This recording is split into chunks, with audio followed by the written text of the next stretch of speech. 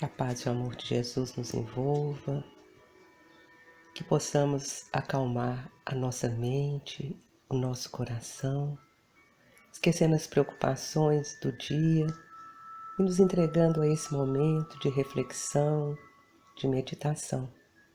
Vamos buscando a presença do nosso anjo da guarda, esse amigo sempre presente em nossa vida, saudando a Maria, a mãe de Jesus, que nos adotou amorosamente como filhos espirituais, que ela possa nos trazer sobre sua energia de paz, de serenidade, de equilíbrio, nos envolver na sua energia de amor e nos conduzir à presença de seu Filho, o nosso amado Mestre Jesus. E ao Mestre agradecemos pelo seu Evangelho de luz que nos guia e orienta. E rogamos ao Mestre que eleve o nosso sentimento de gratidão a Deus, o nosso Pai. Gratidão por tudo que nos é concedido nessa existência. Gratidão que nós expressamos através da prece. Pai nosso que estais nos céus, santificado seja o vosso nome. Venha a nós o vosso reino. Seja feita a vossa vontade, assim na terra como no céu. O pão nosso de cada dia nos dai hoje. Perdoai as nossas dívidas, à medida em que perdoamos aos nossos devedores. E não nos deixeis cair em novas faltas, e livra-nos, Senhor, de todo o mal. E assim, amparados pelo infinito amor de Deus, o nosso Pai, de Jesus, o nosso Mestre, e dos nossos benfeitores espirituais, nós iniciamos as nossas reflexões dessa manhã. Graças a Deus. No Evangelho de Lucas, há uma passagem na qual Jesus nos fala sobre um senhor que preparou uma grande festa e enviou vários convites. E todos que foram convidados começaram a dar desculpas. O primeiro disse que não poderia comparecer porque havia comprado um campo e queria vê-lo. O outro havia comprado 5 juntas de boi, o outro acabara de se casar e por esse motivo não podia ir. E assim, como na passagem evangélica, muitas vezes usamos o desculpismo, as desculpas, como a porta de escape para abandonar as nossas obrigações, para justificar a falta do cumprimento de um dever. Existem algumas desculpas que usamos com mais frequências. São como se fossem assim, alguns chavões que usamos para esquivar ou desistir de um dever, de uma empreitada, sejam eles deveres de ordem material, sejam deveres de ordem espiritual. E nós podemos relacionar as desculpas mais comuns. A primeira é aquela: não tenho tempo. Essa é uma das frases mais ouvidas nos dias atuais. Corremos de um lado para o outro, dividimos nosso tempo entre trabalho, estudo, lazer e mais uma infinidade de atividades, porém, há coisas que não valem a pena.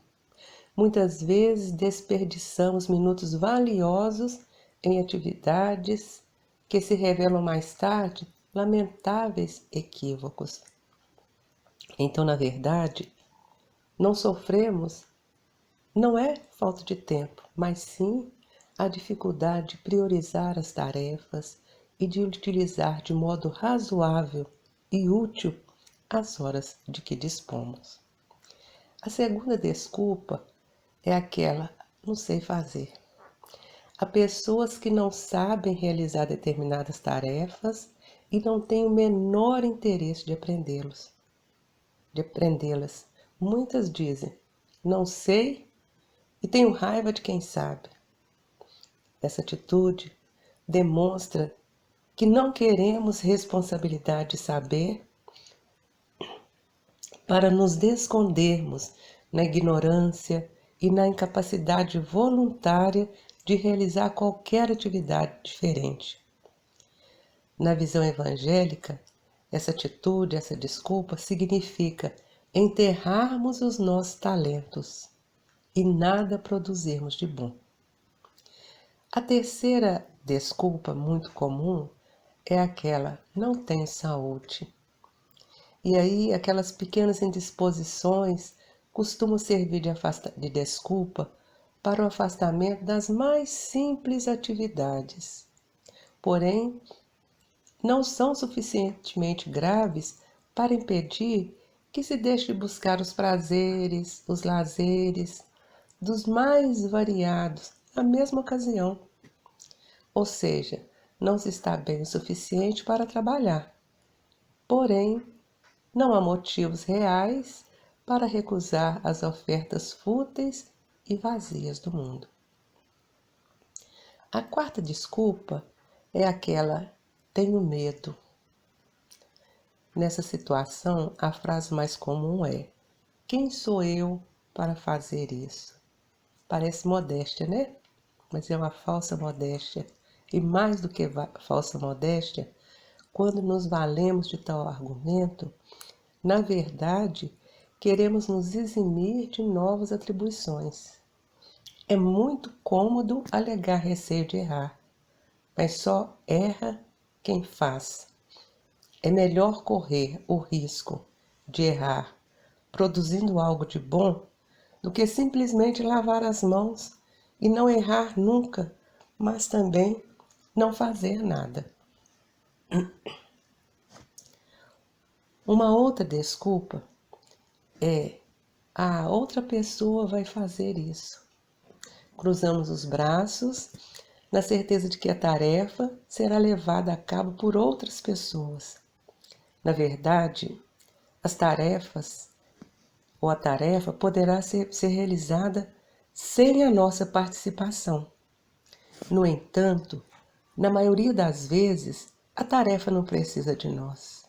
Somos nós próprios que precisamos dessa oportunidade para aprender e para nos desenvolvermos. E quando se fala na doutrina espírita, porque a doutrina espírita revive o Evangelho de Jesus. E quando a doutrina convida à construção do bem, a fazer um trabalho em favor do próximo, a fazer um trabalho em favor de si mesmo, muitas vezes um convite para participar de uma assistência espiritual é um favor que fazemos a nós mesmos. E aí surgem pencas de desculpas. Sou muito jovem ainda, sou velho demais, assumi compromissos e agora eu não posso atender. Voltei a estudar. As obrigações da família estão crescendo. Os negócios não me permitem qualquer atividade espiritual. Eu fiz muitos débitos e eles estão esquentando a minha cabeça. Estou com muitos problemas.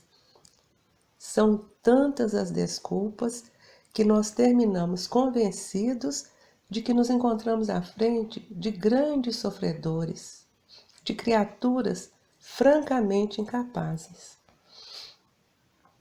Na passagem evangélica que citamos no início, quando os convidados se recusaram a participar da festa do Senhor, esse mandou que seus empregados fossem às ruas e convidassem os mendigos, os aleijados, os cegos, para que a casa ficasse cheia e nenhum daqueles que ele havia convidado primeiro pudessem provar do banquete que tinha sido preparado para eles.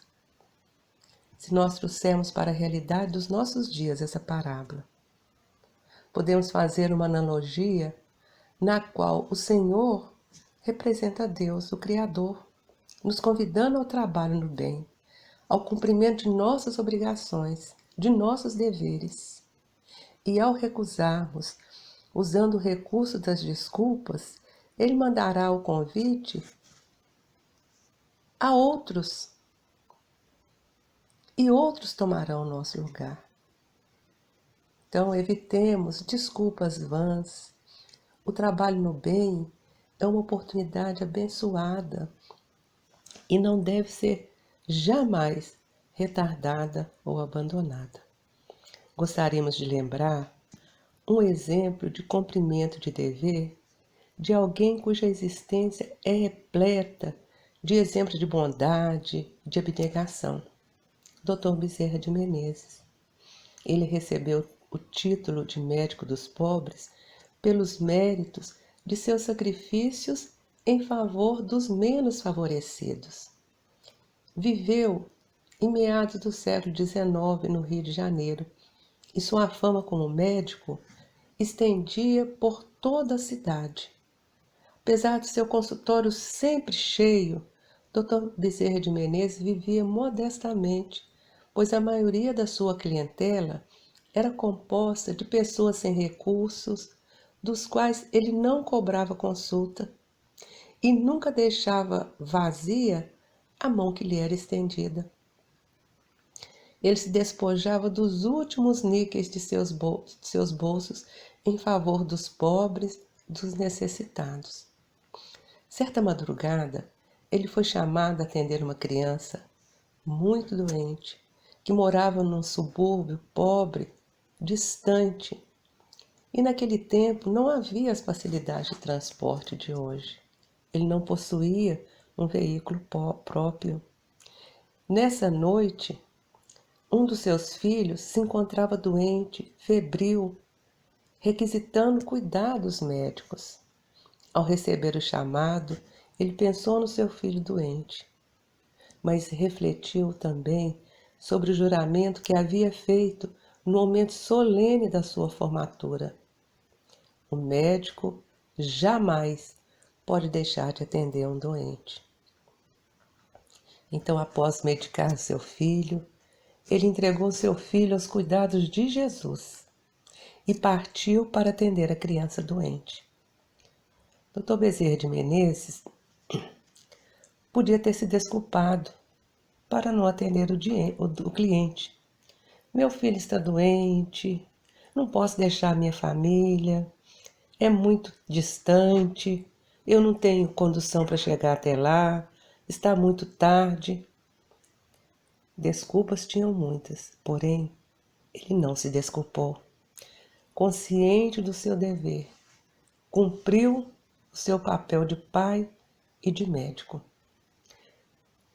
Muitas vezes, ao fugirmos do dever, criamos perturbações nas atividades que Deus, o nosso Pai, nos confia. Tanto nos desculpamos que desorganizamos a nossa existência, como também colocamos em desordens muitas existências alheias, desajustando outros destinos. É por esse motivo, me perdoe, é por esse motivo de que nada vale abandonar as nossas obrigações ou deveres. Muitas vezes, a visão estreita do mundo nos incentiva a abandoná-los. De que vale ficar sofrendo aí com essa pessoa, com esse trabalho? Mas ao contrário, a consciência, o sentimento do dever cristão ordena que estejamos de sentinela na obra da paciência, da tolerância, da humildade, do amor a que fomos chamados. Nosso afastamento da luta, apesar de parecer correto diante dos homens, nos endivida perante a Deus. A terra é uma grande escola e em todo o processo educativo é necessário que o faltoso, de alguma forma, corrija as consequências do erro praticado.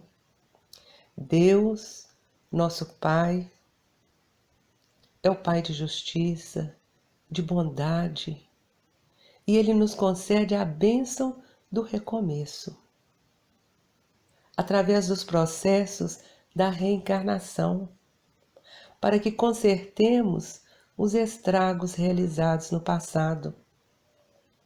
para que possamos retomar os deveres ou as obrigações que havíamos abandonado. Então, Ele nos dá a oportunidade de quem destruiu, voltar a construir. Quem odiou, voltar para aprender a amar.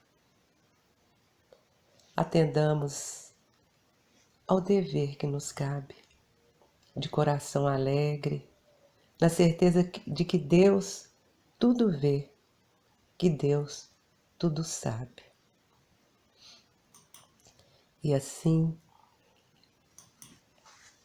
agradecidos a Deus, a Jesus, agradecidos aos nossos benfeitores espirituais, nós vamos, deixando que do nosso coração possa fluir os nossos melhores sentimentos. E nós vamos transformando esses sentimentos em vibrações, vibrações de paz para todo o universo, para todos os homens, vibrações de paz para todos os lares, todas as famílias. Que a paz do Mestre esteja presente em cada lar. Que a família daquele lar possa se unir pelo respeito, pela fraternidade, pelo amor. Vibremos pela nossa família, por cada um dos nossos familiares, por aquele familiar com quem temos maiores dificuldades, que passam por maiores situações de carência, de sofrimento, de dor. Vamos vibrando pelos enfermos, estejam eles em seus lares, nas ruas, nos hospitais, mas que todos possam receber a visita das equipes médicas do espaço, levando até eles a medicação para suavizar as dores físicas e as dores morais. Vibremos pelas crianças e os jovens, que eles sejam sempre conduzidos no caminho do bem. Vibremos pelos idosos, especialmente os que se encontram abandonados, enfermos, para que eles possam receber um incentivo, a vibração nesse momento de fé e de esperança.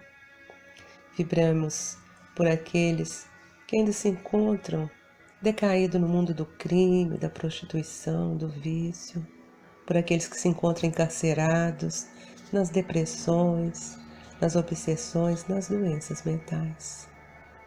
Vamos vibrando pelos que estão carentes de uma vibração de fé e de esperança, carentes de um alimento em sua mesa, de um teto para se abrigar.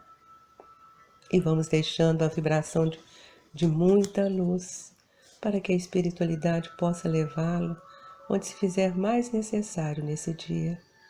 E se nos for permitido, que possamos vibrar por nós mesmos, pelo nosso equilíbrio físico, espiritual, emocional, pelos nossos parentes, amigos e por aqueles que ainda se dizem nossos inimigos, estejam eles encarnados ou desencarnados. E damos graças a Deus, rogando a Jesus que abençoe a nossa semana. Que assim seja.